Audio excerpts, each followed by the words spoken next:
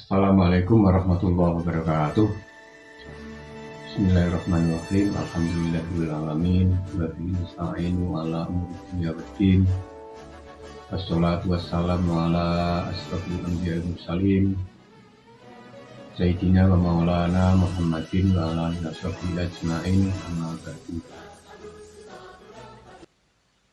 Syukur alhamdulillah, saudara-saudara semuanya, sedulur semuanya, ketemu lagi dalam tayangan yang berikutnya di saluran ngaji Ansos Kangdul, yang edisi kali ini saya kira agak spesial karena berkaitan dengan hari lahirnya Negara Kesatuan Republik Indonesia yang ke-78. Maka tak lupa saya juga menyampaikan Dirgahayu Republik Indonesia yang ke-78. Tentu usia yang ke-78 ini pasti berbeda dengan tahun-tahun sebelumnya, karena pasti kita semakin tua, semakin bertambah umur, semakin tambah pengalaman, baik itu dalam mengelola negara maupun mengelola masyarakat secara keseluruhan, termasuk budaya di situ. Saudara, saya sekali lagi terima kasih. Saya juga bisa menayangkan lagi dalam kondisi yang sehat, yang prima, yang logika saya insya Allah juga sehat, perasaan saya juga sehat, sehingga bisa berucap atau mengucapkan kepada kita semuanya, selamat kepada kita semuanya, dirgahayu kepada negara kita tercinta, sehingga pasti lama-lama kita akan semakin maju. Ini juga sesuai dengan pidato tahunan Presiden kita, Pak Joko Widodo, yang beberapa hari yang lalu menyampaikan bahwa kita harus bertransformasi untuk maju. Kata beliau begitu. Selengkapnya Anda bisa simak di beberapa channel YouTube yang menampilkan tentang pidato beliau. Saya sampaikan bahwa saya membuat tayangan ini 2 hari sudah 17-an lah, kira-kira begitu. Karena saya juga menyengaja untuk mencari informasi di sekitaran perayaan kemerdekaan kali ini, terutama yang datang dari pusat kekuasaan, dari Senayan sana, karena pasti itu akan punya pengaruh besar ya, karena para elit negeri ini berkumpul di Senayan dan menyampaikan beberapa ungkapan-ungkapan tentang pekerjaan kita semuanya dalam mengelola Negara Kesatuan Republik Indonesia sampai saat ini. Itu juga yang nanti mau saya sampaikan, bahwa saya menyengaja ini sekaligus saya juga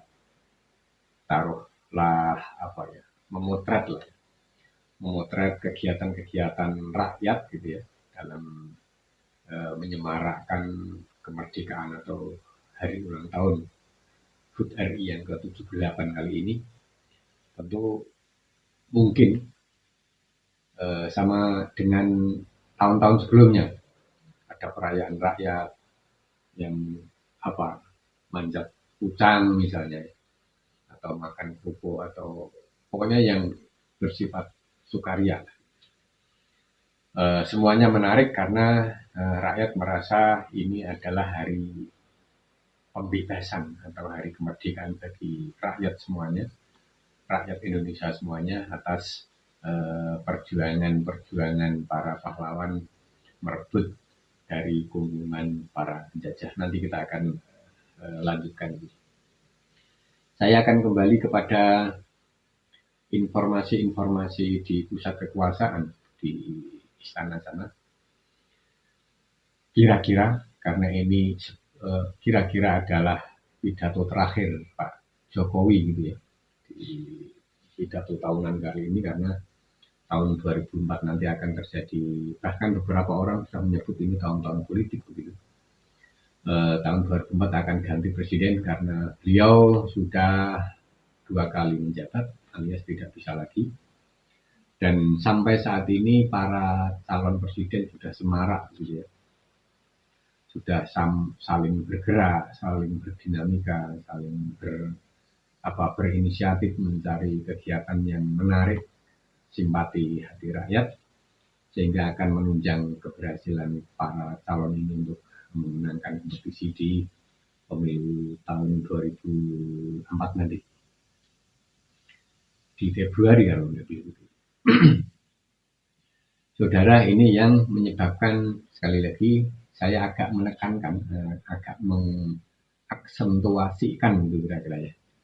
Karena ini peringatan yang ke-78 sekaligus akhir dari kepemimpinan seorang presiden yang sudah menjabat 2 kali, sekaligus menyongsong pemilu di 2024. Tentu ini akan besar sekali dampaknya karena nanti akan ada perubahan-perubahan yang ini. Saya hanya titip statement saja ketika Presiden kita Pak Joko Widodo menyampaikan kita harus selalu bertransformasi untuk maju. Maju itu sendiri yang bagaimana, ini juga perlu diperjelas lagi dengan beberapa konsep penanganan kepemerintahan di siapapun, terutama di beliau Bapak Jokowi. Atau sebetulnya kalau ada pendapat yang lain misalnya ya, majunya seperti apa, atau bahkan mungkin tidak maju seperti yang dikonsepkan oleh presiden kita saat itu, tetapi ini masih terus menurut saya menarik, masih terus menjadi bahan diskusi yang tidak berhenti. Bahkan belakangan saya harus sampaikan bahwa perdebatan pikiran, perdebatan gagasan sampai pada ujungnya misalnya ada bentuk-bentuk statement yang dinilai oleh beberapa pihak tidak etis gitu ya. Tetapi biarlah, karena itu semuanya gagasan-gagasan yang memang harus dimunculkan ke publik sehingga kita harus mencerna. Oleh karenanya saya juga akan titip pertanyaan-pertanyaan seperti yang muncul itu. Kira-kira ya ala saya, perspektif saya, karena dari awal saya ingin menyampaikan sebuah perspektif analisis sosial tentang apapun, situasi politik nasional, situasi budaya di kita, situasi ekonomi di pemerintahan saat ini, dan seterusnya. Saya akan memandu atau memberikan beberapa pertanyaan sehingga sebelum di akhir kepemimpinan Pak Jokowi saat ini dan di awal presiden yang baru nanti betul-betul mempunyai konsep yang sebetulnya kalau kita harus ingat dan harus jujur ya, konsep yang disampaikan atau yang diharapkan oleh para pendahulu kita yang kira-kira adalah lebih berhak lah kira-kira begitu ya, karena berjuang dengan nyawa bahkan. Itu juga cinta beliau kepada generasi kita yang sekarang ini, sehingga permasalahannya sekarang adalah bagaimana kita menangkap misi para pahlawan itu untuk kita ejawantahkan dalam program-program kepemerintahan dari periode ke periode, sehingga lama-lama semakin maju, tidak semakin mundur, lama-lama semakin adil, tidak sebaliknya, lama-lama semakin sejahtera dan bukannya semakin sengsara dan seterusnya. Oke, itu saudara ya, narasi pembukaan saya untuk mengawali channel atau diskusi kali ini. Saudara, pertanyaan secara simpel, secara sederhana, secara orisinil. Kalau rakyat saat ini memperingati kemenangan, pertanyaannya adalah berarti selama atau sebelum 78 tahun yang lalu kita ini tidak merdeka. Ya, bahkan pasti sudah dipelajarkan kepada kita semuanya, sudah kita tahu semuanya bahwa sejarah-sejarah pergerakan kemerdekaan gitu ya, mulai dari SD sampai ke tingkat yang paling tinggi di perguruan tinggi misalnya, itu selalu diajarkan. Oleh karenanya saya akan menyampaikan beberapa diskusi saya dengan orang yang tidak perlu disebut namanya, orang desa, orang kampung gitu kira-kira. Berarti 78 tahun yang lalu kita tidak merdeka, alias dijajah oleh negara orang, oleh orang. Pertanyaan yang kedua, sebetulnya siapa para penjajah di 78 tahun yang lalu? Pertanyaan ketiga, mengapa kita bisa dijajah sampai sekian lama sehingga kita tidak bisa melepaskan dari cengkeraman-cengkeraman para kolonialis itu ke negeri kita. Banyak lagi masih pertanyaan-pertanyaan seperti itu. Oke, saya harus sampaikan bahwa ya kita dijajah oleh bangsa Eropa, taruhlah gitu. Karena bukan hanya Belanda ya, anak-anak SD, SMP tentu juga sudah hafal itu.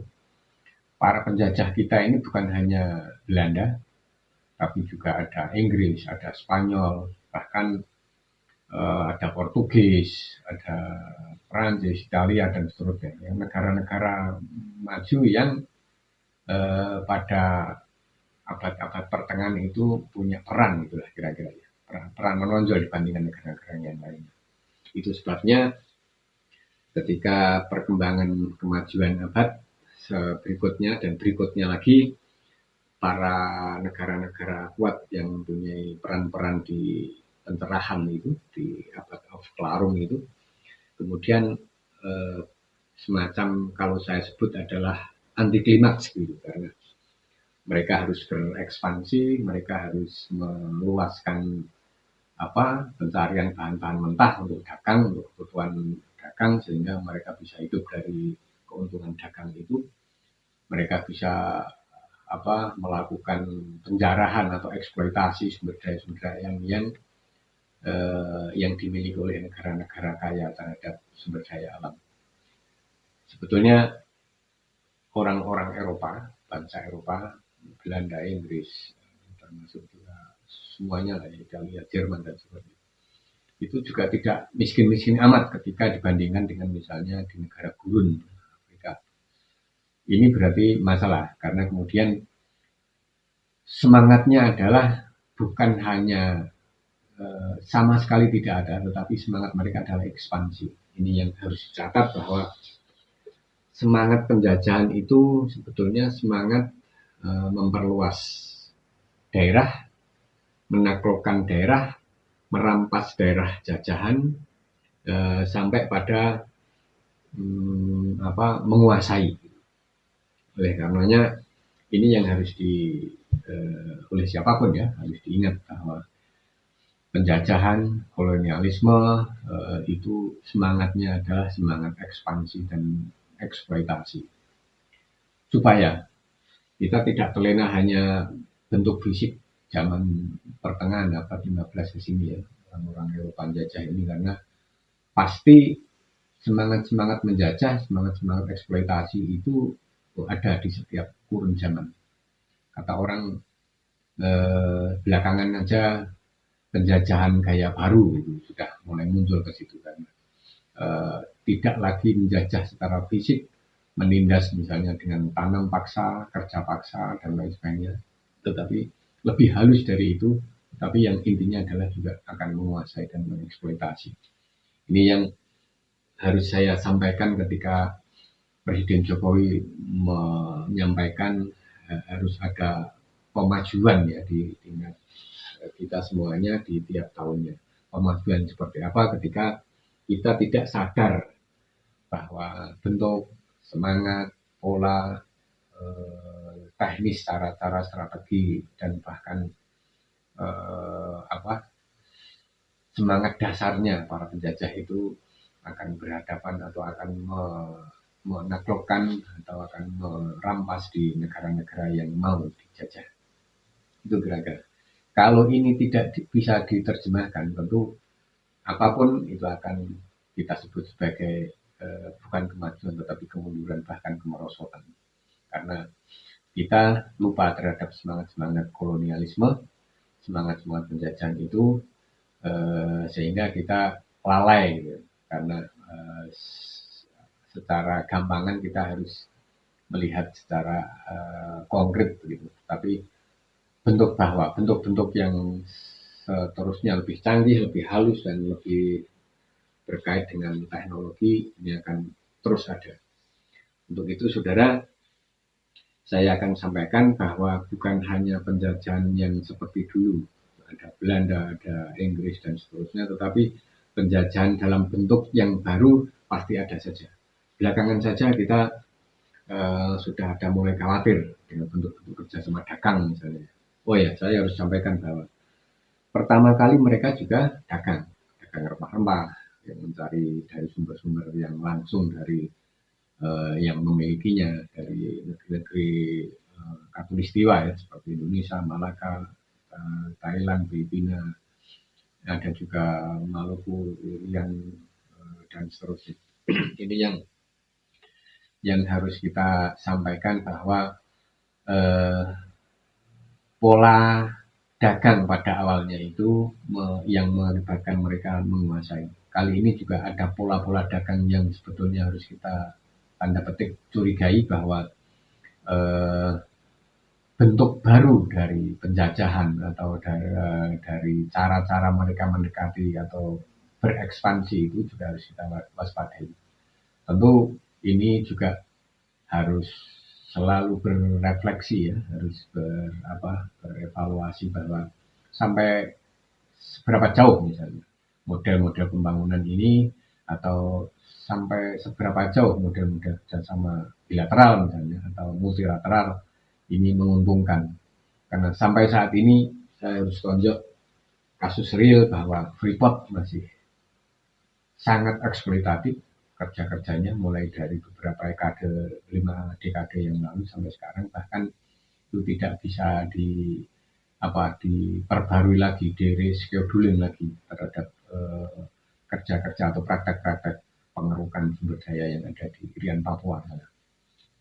Itu yang saya harus sampaikan bahwa semaju apapun kalau kita tidak tahu semangat para kolonialis, semangat para kapitalis, semangat para imperialis, kita akan tertipu. Karena dengan begitu yang akan terjadi bahwa dengan begitu halusnya mereka masuk dan memproyeksikan untuk pada akhirnya menjajah, itu akan benar-benar terlaksana. Itu kira-kira saudara. Saya hanya kira-kira menghantarkan bahwa kemerdekaan yang 78 tahun ini tentu harus ke depan seterusnya harus mulai cerdas bahwa kita memang benar-benar mempunyai kedaulatan untuk membangun bangsa, untuk membangun negara, menyejahterakan rakyatnya, sehingga ini menjadi tujuan utama yang harus diingat terus oleh para elit pemerintahan. Karena dengan begitu kita akan ingat terus dan sekaligus akan menangkal atau mengelak atau bahkan memotong pola-pola eksploitasi yang diterapkan oleh para penjajah di tempo dulu sampai sekarang. Itu artinya bahwa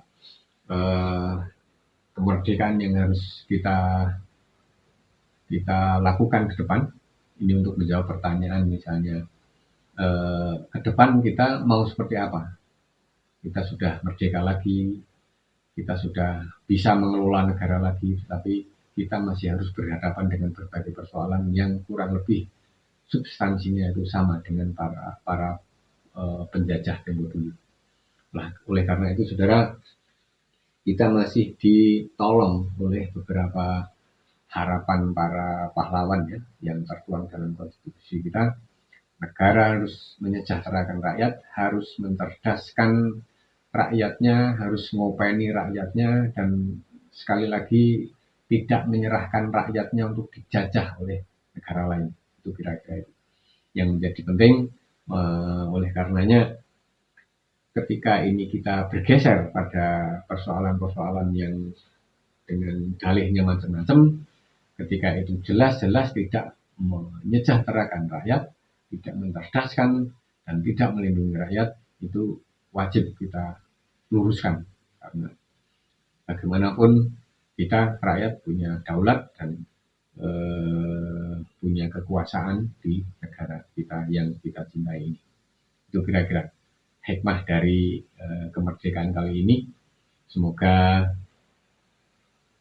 kita berharap dengan serius bahwa pergantian kepala negara presiden ke depan di tahun pemilu 2004 nanti betul-betul kita memilih menentukan atau merancang pola pembangunan yang betul-betul kita rencanakan dan tidak mungkin untuk merugikan atau menyengsarakan diri kita sendiri selaku rakyat.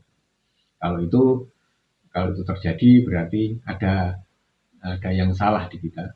Bisa jadi kita sebagai rakyat kurang cermat memilih pemimpin-pemimpin.